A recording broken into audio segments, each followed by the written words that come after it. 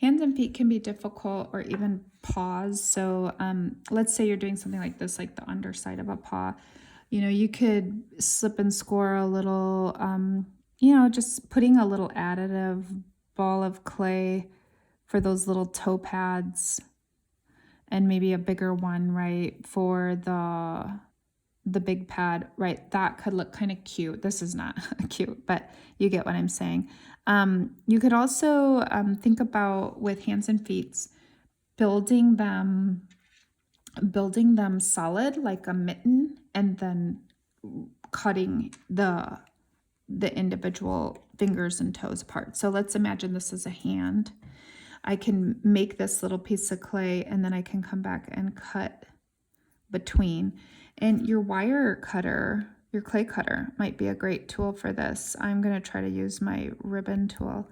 So if I cut in between, now I don't have to make each finger. You're thinking, oh God, she just smoothed it all out. I did, but it's because it looked weird. So I'm going to try again now that I've got it started. I can kind of go in there and redefine. And then what I would do is I wouldn't just leave it like that. I would actually try, it's a little tricky here, but I would try to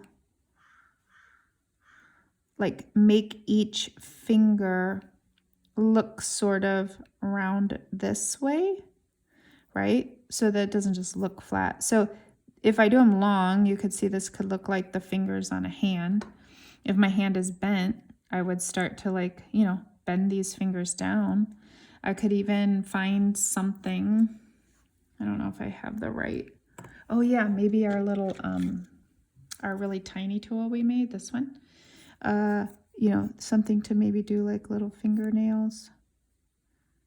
So you could do like little fingernail imprints and things. So it could be a cartoonish looking hand of a human.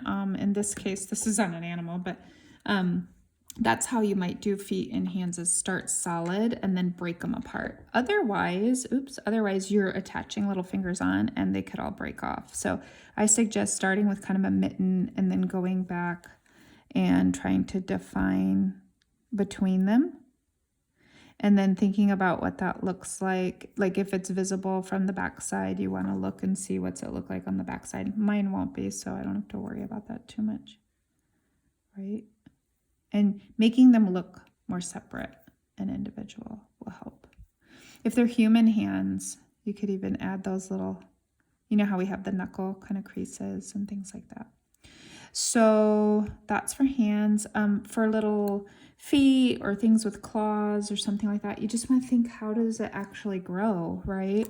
So if I have something that has little talons or toenails, that toenail grows out of something. So if I put, if I put a toenail on, and then if I cover it up, seems silly, but I'm going to cover it up and blend this stuff in.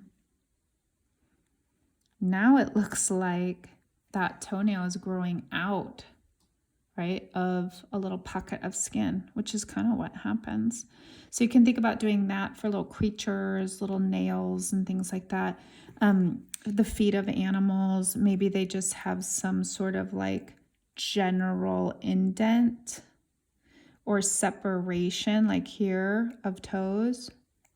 So this looks kind of separate, but it was all one piece and it's not going to fall apart and things like that. So how can you kind of do it from one piece going into individuals, or making things look like they're actually growing out of something else can be really cool too.